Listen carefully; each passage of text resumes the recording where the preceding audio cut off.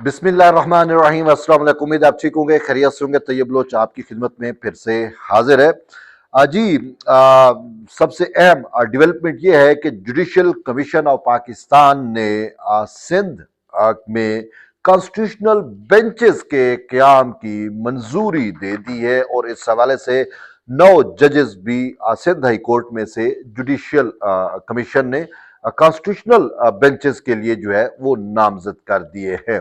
अगरचे यानी कि अगर हम सुप्रीम कोर्ट में कॉन्स्टिट्यूशनल बेंच की बात करें तो यहाँ पे जो है वो एक कॉन्स्टिट्यूशनल बेंच तश्कील दिया गया है, लेकिन सिंध में जो है वो ज्यादा कॉन्स्टिट्यूशनल बेंचेस होंगे।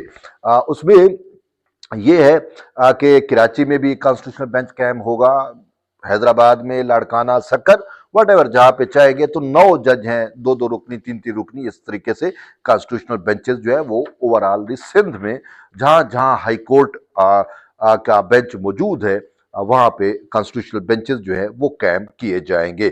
तो इस हवाले से जो बेंच की सरबराह है जिसको उनका तयन किया गया है वो है जस्टिस के आगा, अब्दुल करीम खान जो है वो आगा, के आगा उनको कहा जाता है। जस्टिस के आगा बड़े मशहूर जज हैं और प्रोसिक्यूटर जनरल भी रहे और हमारा तो उनके साथ काफ़ी ताल्लुक रहा जब वो खासकर नैब के प्रोसिक्यूटर जनरल थे। तो बहरहाल उनको बाद में सिंध हाई कोर्ट का जज बनाया गया।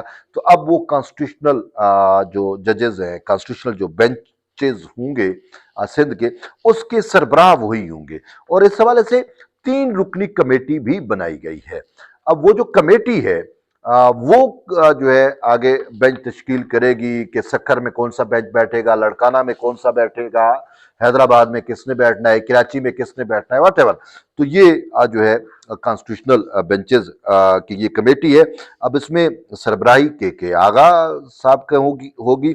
उनके बाद जो है वो जस्टिस उमर सियाल साहब हैं और जस्टिस जो है वो मोहम्मद सलीम जेसर साहब जो है, ये कॉन्स्टिट्यूशनल कमेटी 3 रुकनी कमेटी हो गई। ठीक, अब बाकी जजेस जो हैं अब वो ये हैं कि justice Zulfiqar Ali Sangi, justice Arbab Ali, justice Yusuf Ali Syed, justice Khadim Hussain Soomro और जस्टिस जो है वो सना मिन्हास अकरम जो है वो शामिल हैं।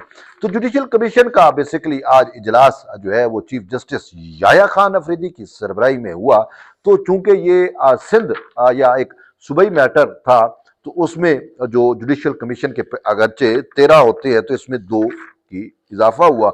इसमें वजीर कानून सिंध जो है जिया लंजार भी शरीक हुए और chief justice Sindh High Court भी जो है वो शरीक हुए और यूं ये 15 का फिगर बन गया।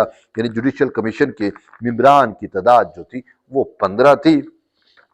फैसला हुआ 11-4 के तनासुब से। ठीक, यानी कि 11 ने जो है वो इन नामों पे और इन जजेस की नामजदगी की मंजूरी दी या उन पे इतफाक किया और 4 ने मुखालफत की और उन 4 को जो है वो आप मैं बता देता हूँ सही। जस्टिस मंसूर अली शाह साहब, जस्टिस मुनीब अख्तर और जस्टिस सिंध हाई कोर्ट जो है chief justice Sindh High Court ये हैं। और फिर चौथा जो है वो आप कह सकते हैं कि चीफ जस्टिस जो है वो साइलेंट रहे या वो रहे। तो 3 ने तो वो किया, तो चीफ जस्टिस जो है वो गैर जानिबदार आप कह सकते हैं रहे का खबर तो यही मिली है। बहरहाल अच्छा, अब यानी कि चीफ जस्टिस याया खान अफरीदी ने वो कहते हैं ना हक में और ना ही मुखालफत में वोट दिया। लेकिन इसके साथ साथ अहम डेवलपमेंट ये भी है कि सिंध सिविल रूल्स जो है उसमें भी तब्दीली लाई जा रही है। 25% मुकदमात जो है वो सिंध सिविल रूल्स से मुतल्लिक हैं और सिंध हाई कोर्ट वहद है जिसमें सिविल जुरिस्डिक्शन में भी इस टाइप के मैटर उठा लिए जाते हैं।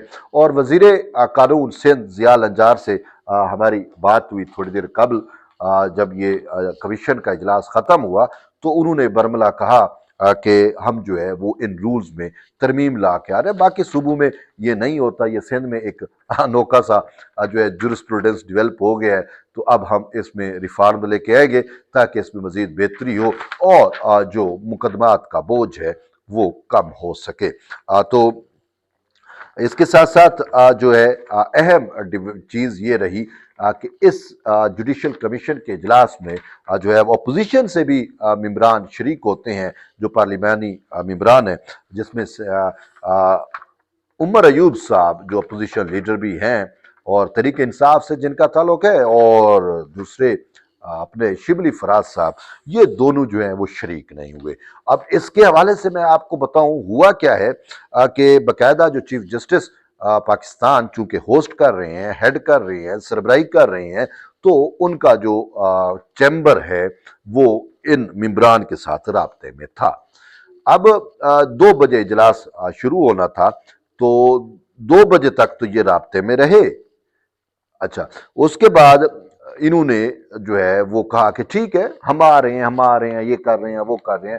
تو اس وجہ سے جوڈیشل کمیشن کا جو اجلاس ہے یہ اپنے وقت سے جو ہے وہ ڈیلے تاخیر ہوا۔ چیف جسٹس نے آ کے کہا کہ 2 معزز ممبران جو ہیں وہ ابھی تک نہیں آئے، تو ہم ان کا ویٹ کرتے ہیں۔ ان کی جانب سے یہ بتلایا گیا کہ وہ آ رہے ہیں، تو بہتر ہے کہ ہم ویٹ کر لیں۔ تو باقی ممبران تو انہوں نے کہا کوئی مسئلہ نہیں ہے، اگر انہوں نے آنا ہے، شبلی فراز نے اور عمر ایوب نے، تو انتظار کر لینے میں کیا مضائقہ ہے، کیا حرج ہے۔ تو ان کا انتظار جو ہے وہ کیا گیا، لیکن پھر ہم نے دیکھا کہ 2 گھنٹے گزرنے کے بعد وہ نہیں آئے، اور انفارچونیٹلی غیر سنجیدگی کی انتہا دیکھے کہ انہوں نے اپنے فون بھی سوئچ آف کر دیے، بند کر دیے۔ بھئی اگر آپ نے نہیں آنا تھا تو آپ کو بتا دینا چاہیے تھا کہ جی ہم جلسے میں ہیں، ہم جلوس میں ہیں، ہم جو ہے وہ تحریک انصاف کی ریلی میں ہیں، اور یہ سارا کچھ جو آپ کے سامنے پولیٹیکل معاملات چل رہے ہیں، تو ہم اویلیبل نہیں ہیں، ہماری اویلیبلٹی نہیں ہے، تو ہمارا انتظار نہ کیا جائے، اور ہمارے بغیر بھی آپ جو ہے وہ چلا لیں۔ یا اس سے پہلے بھی جب یہ 24 نومبر کی کال آپ کے سامنے ایک فائنل کال تھی، اس میں وہ ویسے بھی بتا دیتے کہ بھئی جو ہے وہ ہم نے 24 نمبر کال دیا ہے، تو آپ 1 دن 2 دن آگے پیچھے کر لیتے۔ تو یہ چیزیں ہوتی ہیں، لیکن ان کی غیر سنجیدگی کی انتہا کہ یہ دونوں نے جو ہے وہ چیف جسٹس کے چیمبر کی بھی وہ توقیر یا عزت نہیں رکھی، بلکہ فون بند کر دیے۔ کم سے کم اتنا کہہ دیتے کہ ہم اویلیبل نہیں ہیں، یہ نہیں ہے، وہ کئی چیزیں ہوتی ہیں، تو نہیں آ پائیں گے، نہیں آ پا رہے۔ لیکن یہ انتظار میں رکھنا، اور اس کی وجہ سے جوڈیشل کمیشن کے باقی جو ممبران ہیں وہ جس طریقے سے انہوں نے ان ساری چیزوں کو وہ کیا، فیس کیا، تو وہ آپ کے سامنے ہے۔ انتظار بڑا ایک طویل ہوتا ہے، اور انتظار بڑا برا سمجھا جاتا ہے۔ تو بہرحال یہ ان کی غیر سنجیدگی کی ہے، اور میں کیا کہوں، یہ پوری پی ٹی آئی ہی غیر سنجیدہ ہے، اور باقی کیا۔ تو بہرحال کانسٹیٹیوشنل بینچز تو واحد صوبہ ہے سندھ جس میں کانسٹیٹیوشنل بینچز قائم ہوئے ہیں۔ 26ویں ترمیم میں بیسیکلی یہ گنجائش رکھی گئی تھی کہ اگر صوبے چاہیں تو پہلے وہ اپنی اسمبلی سے کانسٹیٹیوشنل بینچز کے قیام کی منظوری لے، اور اس کے بعد جو ہے وہ وہاں پہ کانسٹیٹیوشنل بینچز بنا سکتے ہیں۔ لیکن ابھی تک سندھ میں ہی کانسٹیٹیوشنل بینچ بنا ہے، لیکن یہ کہا جا رہا ہے کہ جو ہے وہ ہائی کورٹ جو لاہور میں یا پنجاب میں جو ہے وہ کانسٹیٹیوشنل بینچز جو ہے وہ نہیں بن رہے، خیبر پختونخوا میں بھی نہیں بن رہے، اور بلوچستان کا بھی آئیڈیا نہیں ہے، شاید وہاں پہ بھی نہیں بنے۔ لیکن اس کا یہ دلیل دی جا رہی تھی کہ 26ویں ترمیم پہ امپیکٹ ہوگا۔ میں نے فروق چنیک سے بھی بات کی، اور یہ تھا کہ کانسٹیٹیوشنل جو بینچز اگر صوبوں میں نہیں بھی بنتے تو اس کا 26ویں یعنی ترمیم پہ کسی قسم کا کوئی امپیکٹ یا کوئی وہ نہیں ہوگا۔ تو وہ پاس ہو گئی، اور وہ چیزیں قابل عمل ہیں۔ جب بھی صوبے چاہیں گے بنا سکتے ہیں، چاہیں یا نہ چاہیں، یہ ان کی ثوابدید ہے، وہ ثوابدید رکھی گئی ہے۔ تو اگر ان کو ضرورت ہوگی تو بنائیں گے، نہیں ہوگی ضرورت تو نہیں بنائیں گے۔ تو یہ ایک معاملہ ہے۔ تو بہرحال یہ اہم انٹرسٹنگ ڈیولپمنٹ تھی، میں نے کہا آپ تک شیئر کرو۔ جڑے رہیے طیب بلوچ کے ساتھ، ملتے ایک نئی ویڈیو، تب تک اجازت دیں، اللہ حافظ۔